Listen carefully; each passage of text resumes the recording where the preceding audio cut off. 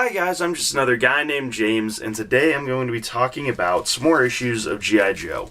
Specifically, these two issues of G.I. Joe from 1988. Now, these two issues are interesting because they kind of share a common theme in that they both feature a ton of new characters. Each issue features, I think, the second one features 3 characters, and I think the first one has like 5, maybe? There's a bunch of new characters in these issues, that was the point. And I think that's interesting because these issues were actually released in the middle, of the last story that I talked about with the Dreadnoks. So that you had kind of these two things going on both at the same time. You had Duke kind of training these new recruits, and the Dreadnoks being terrorists, basically. But yeah, these issues were both written by Larry Hama, and then the first one was drawn by Marshall Rogers. Nope, drawn by Ron Wagner. Look at me trying to guess and being wrong. And then the second one, I believe, was drawn by 2 people. I think you had 2 pencilers on this issue. And that would be Marshall Rogers and Don Hudson were your pencilers for this second issue. Now they're both pretty good, honestly. I think the second one's a lot better than the first, even though the first one's a lot more exciting. But yeah, honestly, 2 good issues. Do highly recommend, honestly.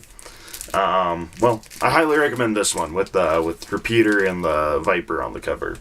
Really dig that cover too, by the way. Look at that. But yeah, like I said, written by Larry Hama, like most every other issue of G.I. Joe was. So yeah, let's see. There aren't really any key characters you need to know. I guess the only one would be Duke, who is the top sergeant of the G.I. Joe team. So he's basically like kind of field commander / drill sergeant. So yeah, that's where we're gonna hop into our story today, which begins on the G.I. Joe C-130 cargo plane and Cobra helicopter are both circling a new island that has popped up out of the Gulf of Mexico. And if you remember, about 40 issues ago in the G.I. Joe comic, Cobra had made their own Cobra Island by tricking G.I. Joe into dropping bombs in the Gulf and popping an island out of the Gulf. So this island is assumed to be part of that same fault line break. But inside the G.I. Joe cargo plane, we see that Ripcord and Outback are leading a team to stop Cobra or anyone else from claiming the island for themselves. And as they wait for the island to stabilize so they can drop troops on it, we are introduced to some new Joes. We meet Hardball, who's a multi-shot grenader, Charbroil, who is a flamethrower, Muskrat, who's a swamp fighter, Hit and Run, who's a light infantryman. In the Cobra helicopter, we see Dr. Mindbender and Firefly are trying to secure the island for Cobra Commander. We also see that Cobra is flying in an entire garrison of armor to secure the island. And the Joes have a stealth plane giving them air support, who sees the Cobra armor flying in and calls back to the C-130. So Ripcord and Outback make the call, and the team jumps in early. Firefly, who's desperate to get it back into good graces with Cobra Commander, she sees the Joes parachuting down, and he sends some bats falling down to the island so that they can shoot the Joes. But they mostly break on landing. But they're intact enough to shoot at the Joes as they parachute in. So Hardball takes care of them, and she just launches a grenade at them. As the Joes are cutting their chutes, the Cobra chopper goes in for a strafing run, but is violently dissuaded when Charbroil lights them on fire and sends them crashing into the Gulf. Mindbender and Firefly, after they get out of the crashed helicopter, decide to get their army of bats to get the Joes off the island before their armored support arrives. We then cut to another part of the Gulf where we see a Tomahawk helicopter carrying Duke, Rumbler and the Joe's new vehicle, the Rolling Thunder, onto the island before they get attacked by a group of Mambas. But the Joes have their Phantom X-19 stealth jet running interference, so the Mambas get taken out. Back at the island, we see that the Joes are holding on to their high ground, but the Cobra armor is getting dropped on the island. We then see that the Maggot tanks are mounting up onto the island, but they're unable to hit the Joes because of their elevation and angles and trigonometry. When Firefly sees that the tanks can't directly hit the Joes, he orders them to start blasting through the part of the mountain the Joes are using for cover. Back in the ocean, we see that the Tomahawk is making its approach to drop the Rolling Thunder on the island, and when a group of maggots pop up, only to be taken out by the Phantom X-19. When the Rolling Thunder makes landfall, it starts busting heads and taking down all of the Cobra armor, but Dr. Mindbender and Firefly are still pushing up the mountain when a backup squadron of bats is dropped off on the island. We also see that the tremors that have been shaking the island are getting worse, and as the Joes hold their line, they out of the blue, the island starts sinking back into the Gulf. So Mindbender and Firefly strike a deal that Firefly will save Mindbender's life Firefly will save Mindbender's life if Mindbender takes all responsibility for the fiasco. All the Joes hop up on the Rolling Thunder and they get picked up by the Tomahawk. And that's where that first issue ends. We then jump forward a couple weeks in time and we see Duke and Zap walking into a barrack and waking up a group of trainees. We then see them forming up for PT at the crack of dawn.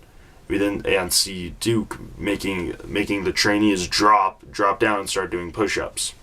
As the trainees do push-ups, Duke leaves and to go get breakfast, and after they've done 250 push-ups, Duke comes back, and they begin to run to the mess hall, where they're served some absolutely disgusting food, which they have to eat in strict formation. We then see Duke lead the trainees on a 16-mile run to a film room, where they have to watch driver safety films for 6 hours. And if any one of them falls asleep, everyone has to start the videos over, and whoever fell asleep gets kicked out of the program. Duke then leads the trainees to a combat pit, where they start fighting for an hour with bugle sticks. And whoever is left standing at the end will be allowed to continue the training program. And after an hour of fighting, only 3 trainees are left: Lightfoot, Repeater, and Budo. So Duke lets them be driven to the mess hall again, where they're given a good meal, and afterwards Duke tells the trainees that he's going to let them sleep in. So the trainees lay down for some shut-eye. Later that night, Duke comes in and grabs the new Joes for a mission. So Lightfoot, Repeater, and Budo gear up and get in the Tomahawk, with Duke, Zap, Covergirl, and Grand Slam. And they fly off to the Picatinny Arsenal because it is under attack by some unknown forces. As the Joes fly in, they drop Grand Slam and the new Joes off on the road to the Picatinny so that they can secure the exit route. Budo and Grand Slam secure the left side of the road, and Repeater and Lightfoot secure the right side. As Budo and Grand Slam secure their side of the road, they get a call from the Tomahawk warning them that the Picatinny was robbed by a Cobra strike team, and that they stole a truck and are heading for the new recruits. After they get the message, Grand Slam gets shot by a Cobra Viper who are coming out of the woods. More Cobras come running out of the woods on the other side of the road, so the Joes are getting surrounded, but they're holding the line on the road.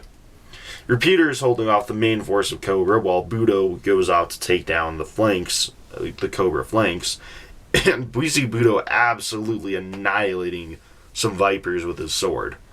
And we also see that the truck is coming rolling in, so Repeater gets in front of it, trying to gun it down, but it's not quite working. We also see that Lightfoot is hopping onto the truck, and he's getting into a little bit of a fist fight with one of the Vipers. But as the chopper that the Vipers called in to pick them up comes in to pick them up, the Viper kicks Lightfoot off the truck. But Lightfoot's able to grab the Viper's uniform and tear it off, revealing that it was actually an Iron Grenadier, one of Destro's men, not a Cobra agent. As the helicopter flies away, Repeater tries shooting it down, but it gets away. Duke comes back with Tomahawk to check out the situation, and just as he's noticing that the truck got away, the helicopter the Iron Grenadiers flew away on blows up because Lightfoot put a time delay mine on the truck. All right, now and those are stories today, and honestly, they calling them one story would be a little disingenuous. They're definitely just two individual issues. There's not really much of a uniting theme between the two of them. Obviously, you have a bunch of new Joes, but that's a pretty common theme in the G.I. Joe comics from this era. It's a toy based comic. So whenever new action figures released, they had to include the characters in the comic. But like I said earlier, these issues were released in the middle of that Dreadnought story that I talked about last time I talked about G.I. Joe. You can watch that video if you want. It'll be linked down in the description. Same with the video about the initial raising of Cobra Island. But yeah, honestly, I did want to talk about these two issues though. I didn't want to skip over them because I just genuinely I really enjoy that second issue. The story in this second issue, I believe it's called Graduation? Weeding Out.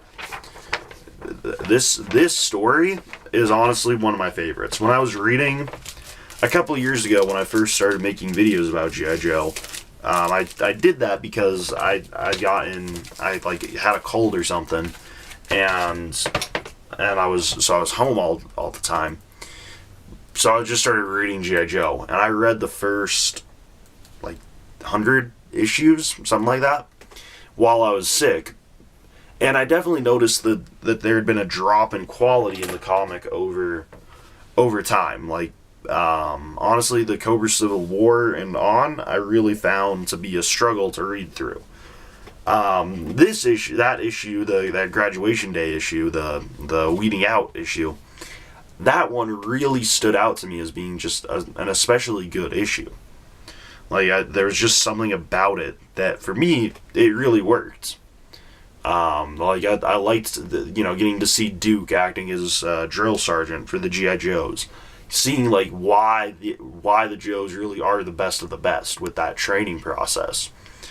Because, yeah, to be even considered, you have to be one of the best of the best.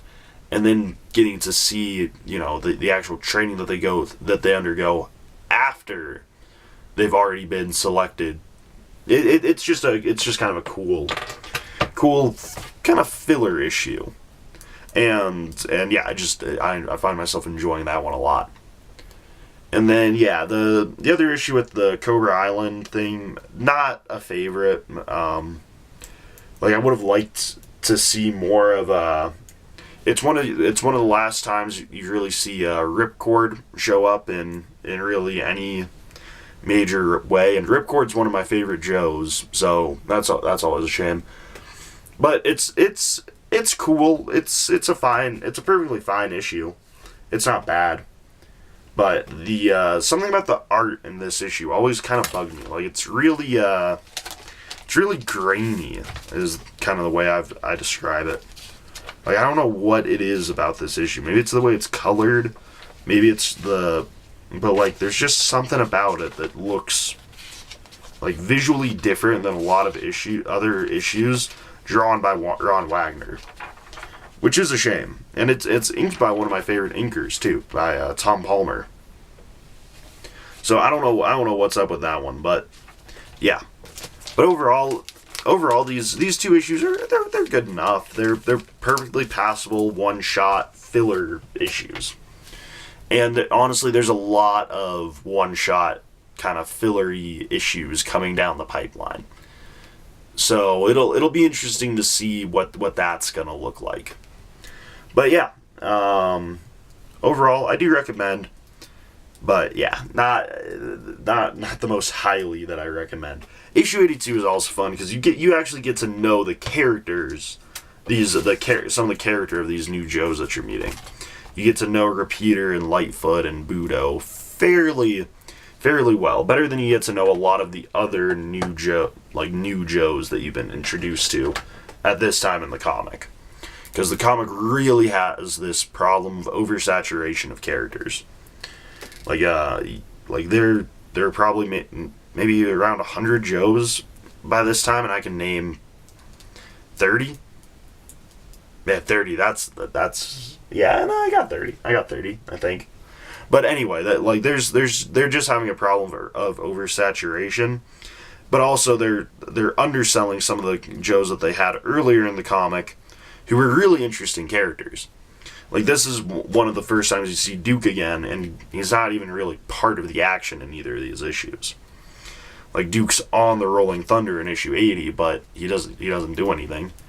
And then in issue 82, Duke's there. He's the drill sergeant. He's pretty cool in that role, but you know he's not there in the firefight at the end of the issue. They fly off and do their own thing.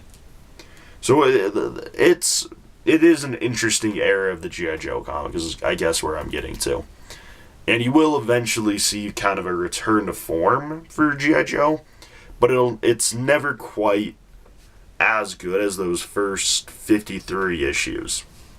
And even those first 53 issues had some definite weak spots. And I think the first, don't quote me on this, but I think the first 53 issues all had Marv Wolfman as the editor of the comic, and that really, really worked for the comic. You saw in a lot of ways where, if you read the comic, you'll see in a lot of ways, it's never quite as good again as it is in those early days. But overall, I don't know, fairly solid. You get some of my favorite Cobra Enemy figures, actually. Some of my favorite Cobra the Enemy figures are showing up as the bad guys of these stories. I love the Vipers. I love the Bats. Honestly, I really like the Iron Grenadiers too. Those are the Destro soldiers. So it is an interesting era in the comic, but I think I could say that I recommend these. But yeah, overall that's really all I got for today. Probably gonna end up being a bit of a shorter one if I had to guess, and I do because I can't see my clock from here.